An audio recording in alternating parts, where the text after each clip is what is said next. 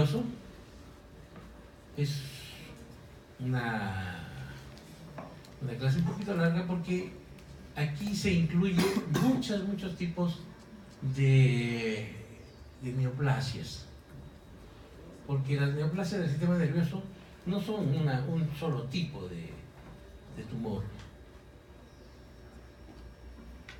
Dentro de la epidemiología se ve que, como ustedes ven, según los estudios y donde se haga el estudio, varía la epidemiología.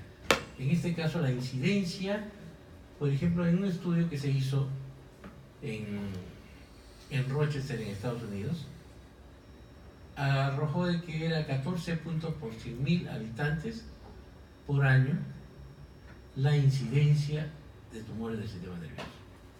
¿Y por qué se hizo en Rochester, en Estados Unidos? Porque Rochester es una comunidad cerrada. Eso quiere decir que es una comunidad donde en realidad todos los que nacen ahí pues permanecen ahí, ¿no? No hay gente que migra de fuera hacia Rochester, ni tampoco de Rochester hacia afuera. Entonces, es poco frecuente. Entonces, a todos los que mueren allí se les hacen sus autopsias y se determinó pues que la incidencia en Rochester era de 14 por 100.000. Pero cuando se extendió el estudio a todos los Estados Unidos, se vio que ya la incidencia de tumores del sistema nervioso en realidad era de 8.2 aproximadamente en varones y 8.1 en mujeres cuando se hizo el estudio en todos los Estados Unidos, ya para el año 74.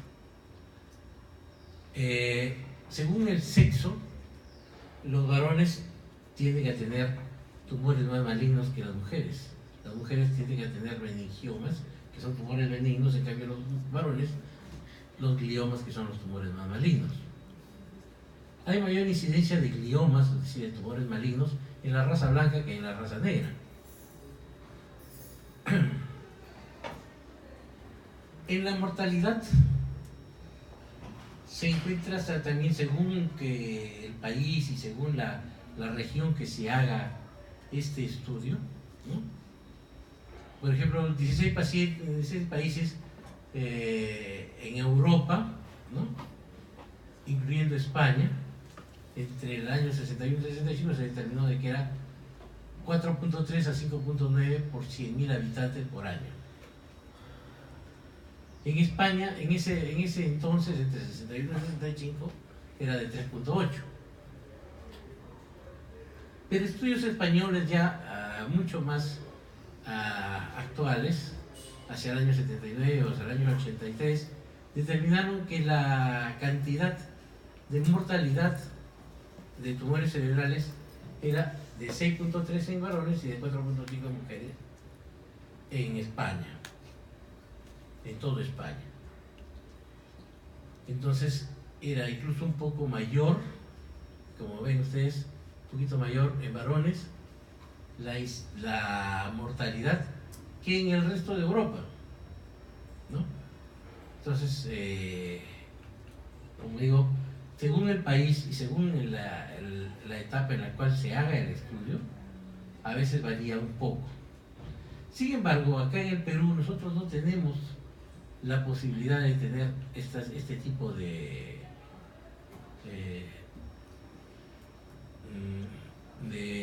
medidas que se hacen en el extranjero, ¿no?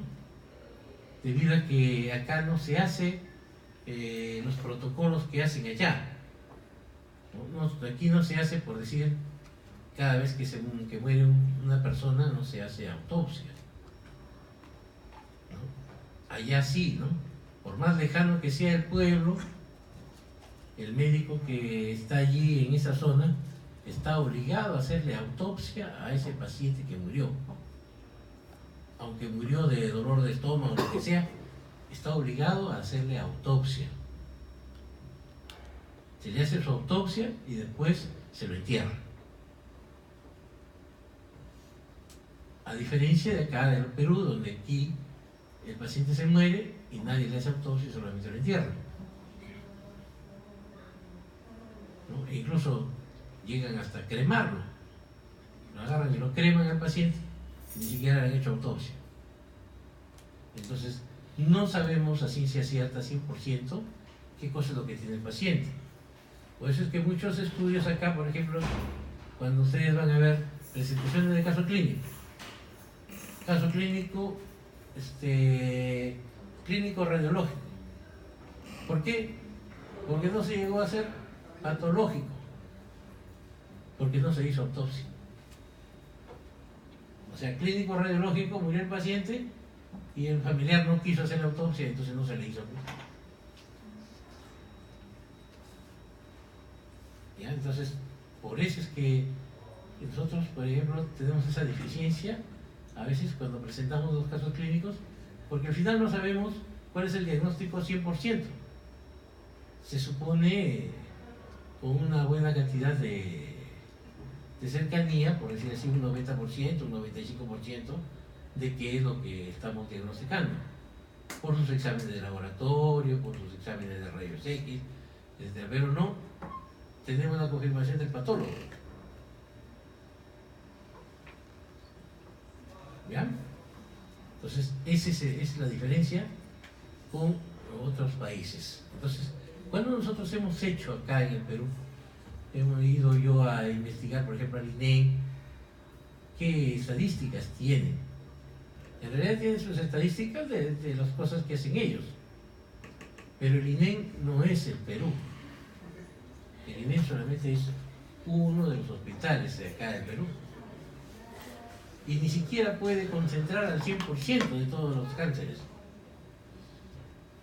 Entonces, cuando se hizo este estudio, por decir, de cáncer en el Perú, según ellos, se decía que el cáncer en el Perú solamente tiene una incidencia de 2 por 100.000 habitantes. O sea, prácticamente no existía cáncer en el Perú.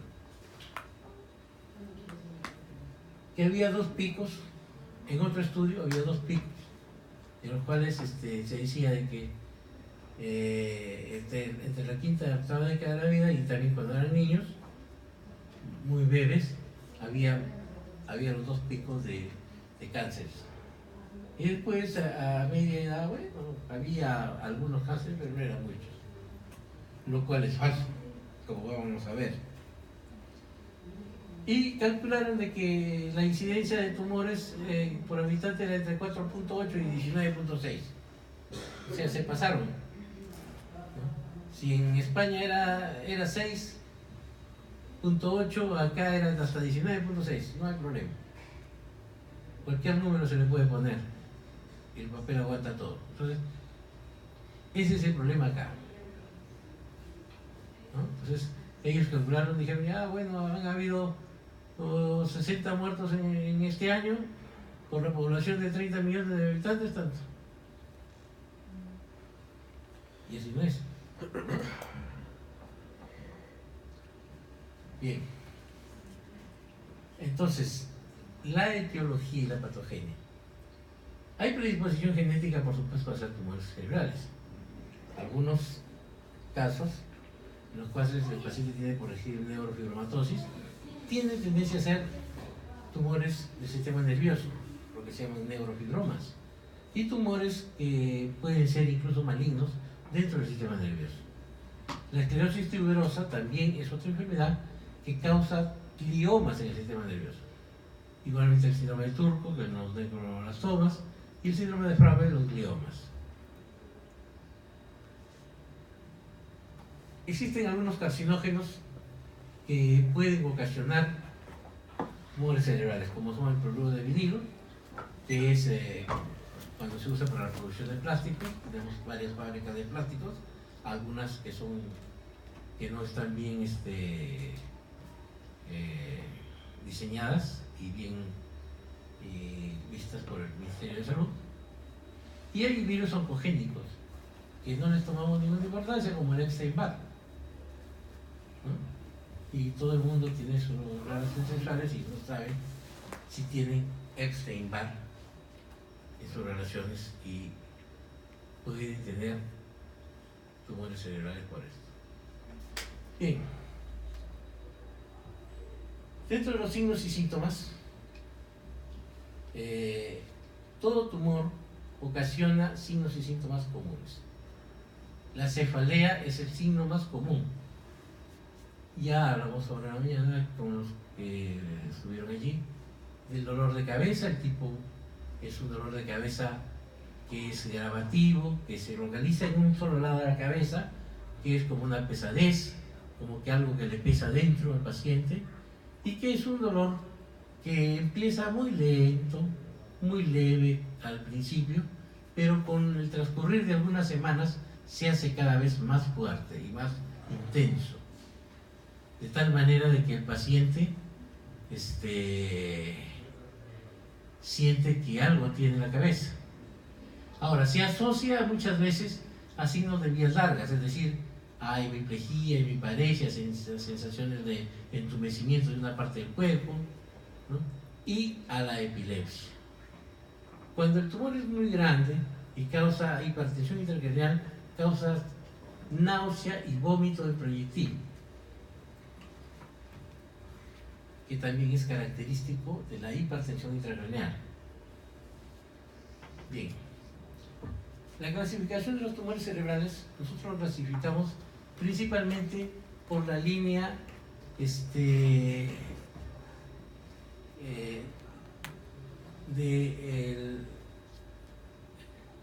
la célula que se produce generalmente, ¿no? Entonces, hay muchas células en el sistema nervioso y que son propias del mismo. Dentro de ellos están los astrocitos. Los astrocitos van a formar lo que se llaman los gliomas. Y los gliomas van a ser llamados así en forma general, pero existen astrocitos fibrosos y no fibrosos. Dentro de los astrocitos fibrosos tenemos los gliomas de bajo grado y el glioma de alto grado, que es el glioblastoma multiforme. Tenemos los otros astrocitos, que son los que envuelven a los axones y se llaman oligodendrocitos. Y los que recubren toda la parte interna del sistema nervioso, que son el ependimoma y que se llaman ependimocitos. Las meninges recubren las partes superiores, externas del sistema nervioso, ¿ya? Y cuando se producen tumores, sobre todo se llaman meningiomas, porque son tumores de meninge. Los plexos coroideos también pueden formar en algún momento tumores y se llaman papilomas de plexo coroideo. Los tumores de vainas nerviosas también y se llaman neurinomas. Los tumores de los vasos sanguíneos también, que van a ser lo que se llaman malformaciones arteriovenosas o en algunos casos también aneurismas, ¿no? O hemangioblastomas. Y los tumores embrionarios, como son los tumores citodérmicos, los tumores embrionarios de las glándulas pineales y la inmigración anormal. Dentro de ellos está craniofaringioma, teratoma, quiste dermoide, epidermoide, etc. Bien. Los gliomas son los tumores más frecuentes que hay. Como ven ustedes, se dividen en astrocitomas, glioblastoma multiforme, meduloblastoma y astroblastoma. El astrocitoma que se ve acá es el astrocitoma de grado bajo, de tipo 1, 2 y 3. En cambio, el de grado 4 se llama glioblastoma multiforme porque es un astrocitoma muy maligno. El meduloblastoma es un astrocitoma que se localiza en el cerebelo, que es especial y sobre todo se ve en niños. ¿Ya? Ahora, el ganglioneuroma, que se ve acá abajo, ganglioneuroma, dice 0%, pero este 0% no es un cero absoluto, sino es un 0.001%, porque el ganglioneuroma es el tumor de la neurona.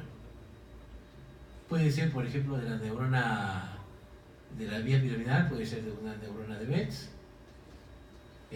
o otra neurona externa de la capa 3 o capa 4, ¿ya? Y que a partir de esa neurona se provoca un tumor.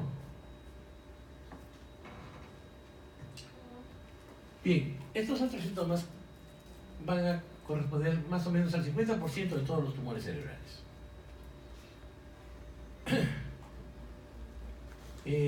Los astrocitomas de grado bajo, es decir, grado 1, 2 y 3,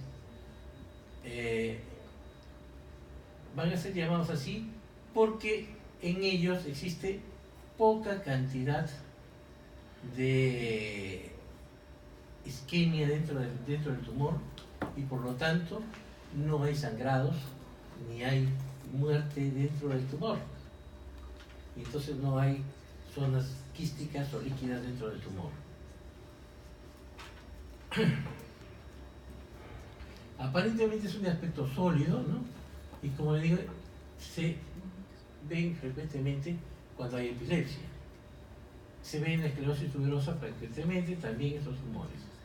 Cuando este tumor se encuentra en el tercero o en el cuarto ventrículo,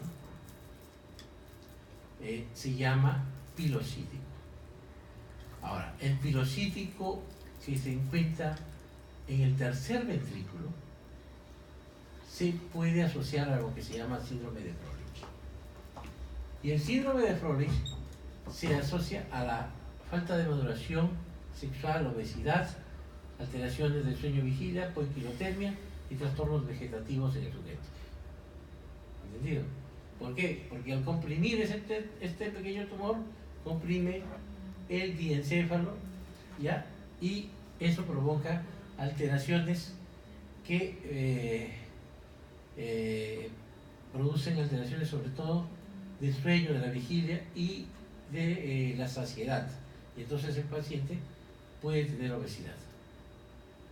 El tratamiento es la extirpación quirúrgica y la radioterapia. Como ven acá, se nota esto es un quiste, ¿no? Este es el tumor, ¿no? Los tumores que son de mayor grado tienen mayor cantidad de quistes. Entonces, esto es un tumor de tercer grado por lo general. No tiene sangrado dentro de él, ¿no? Ahora, este tumor, por ejemplo, es de menor grado, pero se encuentra localizado en la médula ósea. Perdón, en la médula espinal. Y en la médula espinal, como ven ustedes, también pueden existir este tipo de tumores. Cuando se encuentra este pilocítico en el cuarto ventrículo, por ejemplo, evita la salida del líquido cefalorraquídeo hacia afuera y causa la hidrocefalia bastante severa.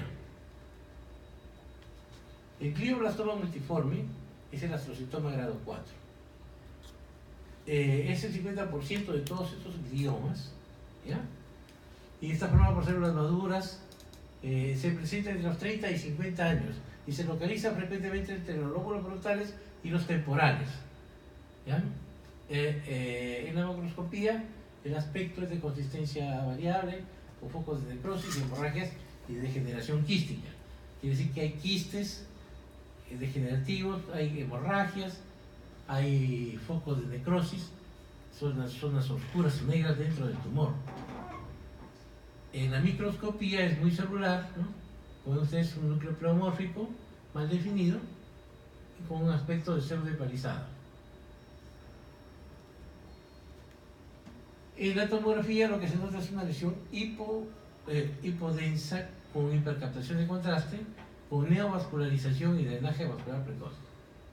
Y un edema peritumoral que puede llamarse en alas de mariposa. Bien, la evolución es que hay hipertensión intracraneal y los síntomas van avanzando, sobre todo los de la epilepsia, y 35% producen metástasis. El tratamiento se usa corticosteroides, con una resección quirúrgica y radioterapia. Entonces, ¿cómo se presenta este tumor? Este tumor se presenta en un sujeto que tiene unos 30 a 50 años, puede ser varón o mujer, y que, digamos, hace 3 semanas empieza una pequeña sudoración, dolor de cabeza de un solo lado, puede ser del lado izquierdo, por decir, en la zona parietal, que él nota que cuando apoya ese lado en la almohada, parece como que tuvieron un peso ahí en la cabeza pero no le toma mucha importancia. Progresivamente el paciente va presentando un cierto dolor de cabeza que le molesta, que cuando tose o cuando hace esfuerzo, por ejemplo, si va a defecar, le aumenta el dolor de cabeza más. Ha notado también el paciente, por decir, que tiene disminución de la fuerza en el lado derecho y que al mismo tiempo tiene alteración de la sensibilidad ligeramente, pero más que todo alteración de la fuerza muscular, y que le es difícil caminar, le es difícil subir las escaleras, y el paciente queda casi postrado a un solo piso o a un solo mueble en el cual el paciente se tiende a sentar más tiempo. Entonces el familiar lo lleva al médico pensando de que el paciente está haciendo ¿qué? Una trombosis cerebral, ¿no? Dice, el paciente le está dando un infarto cerebral, doctor, es un ACV, ¿no? Un ACV que está, como ha empezado hace 3 días y está peor cada vez, ¿no? Al principio caminaba, pero ahora ya no puede caminar ya. Hay que tener cuidado con eso. Entonces, hay que pedirle al familiar y decirle cómo es la enfermedad, desde cuándo está enfermo, desde cuándo siente dolor de cabeza, desde cuándo ha tenido o no ha tenido una crisis convulsiva o no. A veces el paciente convulsiona una vez y recién lo trae. Y claro, se nota la parálisis y todo lo demás, ¿no? Pero en otros casos solamente el paciente viene presentando la parálisis ligera, todavía se mueve, todavía moviliza, todavía arrastra el pie, pero los familiares dicen, no está presentando ya un infarto cerebral, ¿no? Y entonces lo traen por eso. ¿Entendieron? Entonces cuando hagamos el examen, va a ser así, el caso clínico, de esa manera, y entonces ustedes dirán si es un infarto cerebral, es un tumor cerebral. Por el tipo de dolor de cabeza y por los síntomas que se van presentando poco a poco, hay que sospechar un tumor cerebral, ¿verdad?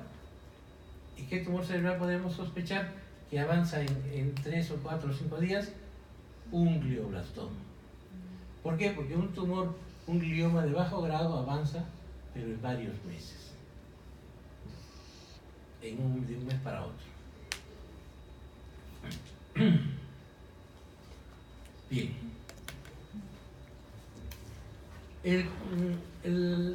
Los grados de Kernohan nos van a dar las características radiológicas de estos tumores. Entonces nos van a decir si, por ejemplo, grado 1, 2, 3, 4, si hay alteraciones con hipodensidad en la resonancia magnética, señales anómalas que se observan con efecto de masa y refuerzo. Esa es la de grado 1. Si es grado 2, la tomografía va a mostrar hipodensidad en la resonancia magnética, señal anómala que se observa con efecto de masa, pero que no tiene refuerzo alrededor de él. Y en el tercero sí hay refuerzo complejo alrededor de ese tumor con edema cerebral. Y en el cuarto hay refuerzo en anillo y necrosis dentro del tumor. Entonces, podemos observar, por ejemplo, como ven ustedes, hay refuerzo acá afuera y hay bastante alteración alrededor de edema que se va extendiendo hacia el lado contrario. Es lo que se llama un edema en alas de mariposa hacia uno y otro lado, ¿no? Acá se nota un poquito mejor, por decir, el edema que va hacia uno y otro lado, casi como si fuera una ala de mariposa, porque esta zona de medios se divide, ¿no? Un lado y el otro. Entonces hace esa semejanza, ¿no? Ahora, el tumor, como ven ustedes, no está 100% con un anillo bien formado, como lo es, por ejemplo, en un absceso cerebral. Aquí el anillo es, como ven ustedes, grueso y mal delimitado. Entonces el tumor puede presentarse en la zona temporal aquí, como ven ustedes, temporal, está aquí, ¿no? Y en algún momento cuando el paciente muere, como ven ustedes, se presentan las zonas de necrosis, todas estas zonas negras, ¿no? Y las zonas de hemorragia dentro del tumor, ¿no? Que caracterizan pues al glioblastoma multiforme. Ahora, ¿qué es lo que pasó con este paciente? Que esta parte de este lado, que es el óvulo temporal, este es el núcleo del hipocampo, esto se ha metido dentro de la tienda del cerebelo, ha llevado el tronco encefálico de este lado hacia el otro lado y ha hecho que el paciente sufra, se ahogue el tronco encefálico y es lo que se llama herniación del tronco encefálico. Bien, aquí se ve mucha celularidad y al centro la falta pues de células, lo que indica que hay muerte celular a la zona media. Esto es una neurona con un núcleo bastante pleomórfico. Aquí en el lóbulo frontal, ¿no?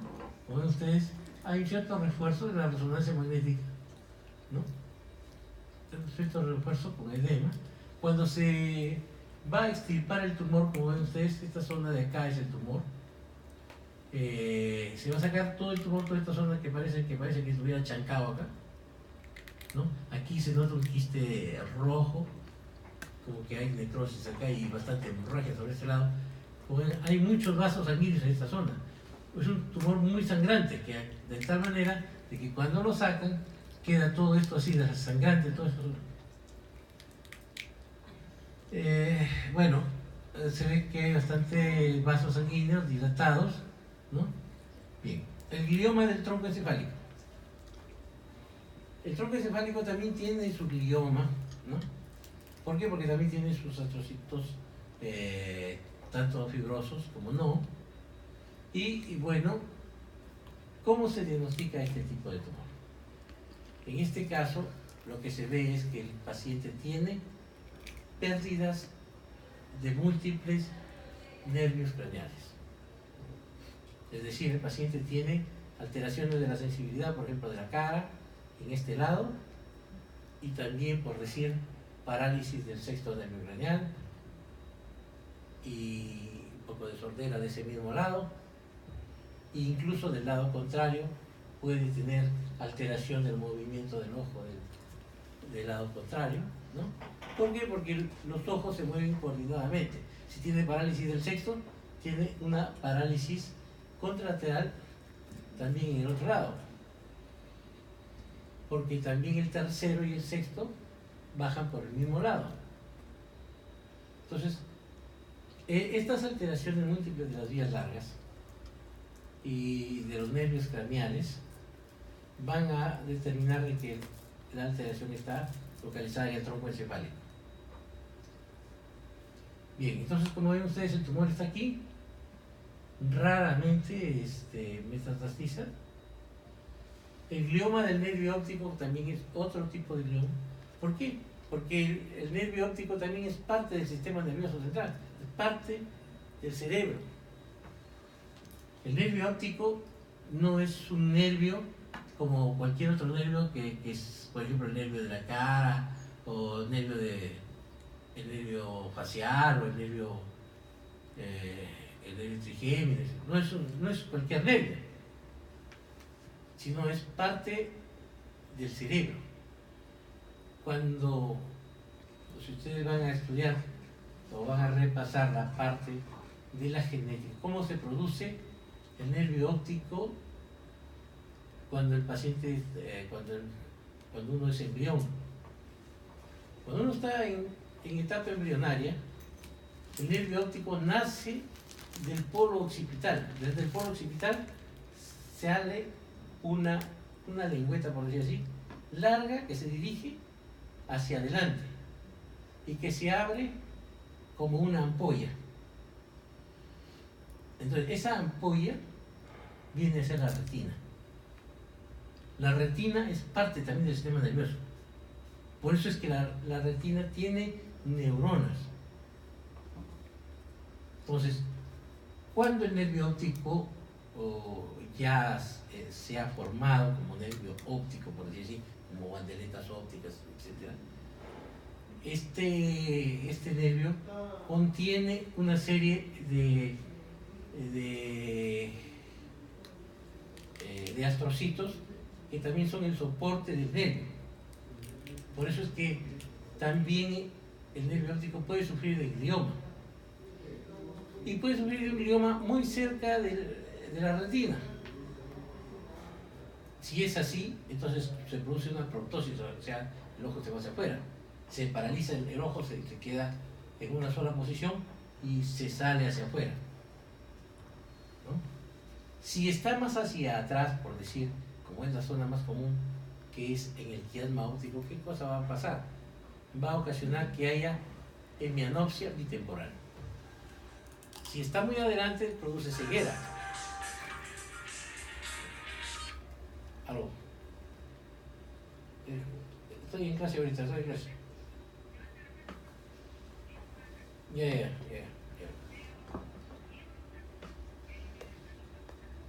Ya.